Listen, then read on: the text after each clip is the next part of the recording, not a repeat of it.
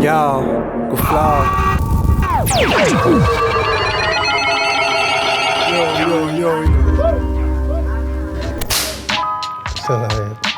Go Flow, Musker, Gotzi, Dracula, Go Flow izan zen gehienak erabiltzen hasi ziren Go Flow hitzkoko horrekin fluidez hori rebendikatzeko. Musker Tobus Magikoko lehenengo diskan izena da. Irudiakin jolastea, ez da pertsona hori mozorratuta eszenatoki gainean, ez? Un kokodrilo dinosaurio moduko jantzi bat. Dracula, izaerangatik txikitan egiten zian bullying moduko hori, ez? Gotzi, Gotzi da Muskerren izaera destruktibo, malezia, supremoi. Gustatzen zait pila bat sortzerako orduan, batez ere rapean dakan ego jolas hori.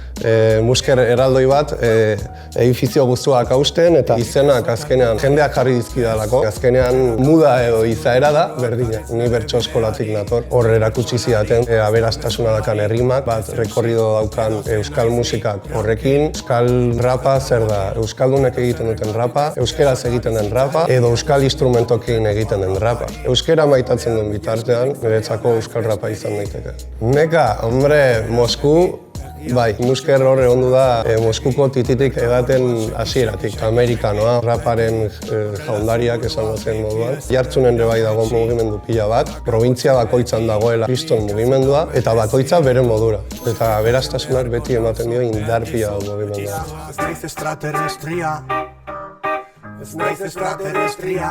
Niretzako muga entzutekoan ez da fisikoa. Zer esan behar duzun, iristeko mainstream horretara, hori niretzako muga bat da ere bai.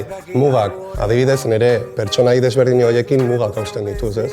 Nire mugak hausteko modua da sortzerako orduan. Nik uste, nola da, for the children. Nik egiten dut hau nire 16 urteko gotzonengatik. Bere garaian lagundu zidaten artista asko beraiek jakin gabe.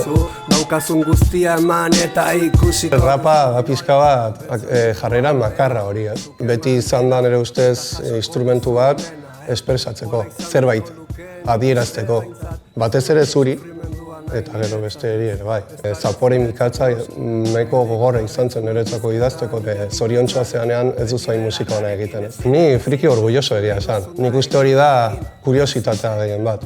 Edozein gazte sortzeko nahiarekin bota piztinara. Gure kabuz egiteko aukera dakagula, ez goikoen laguntzai gabe, zuretzako egin batez ere.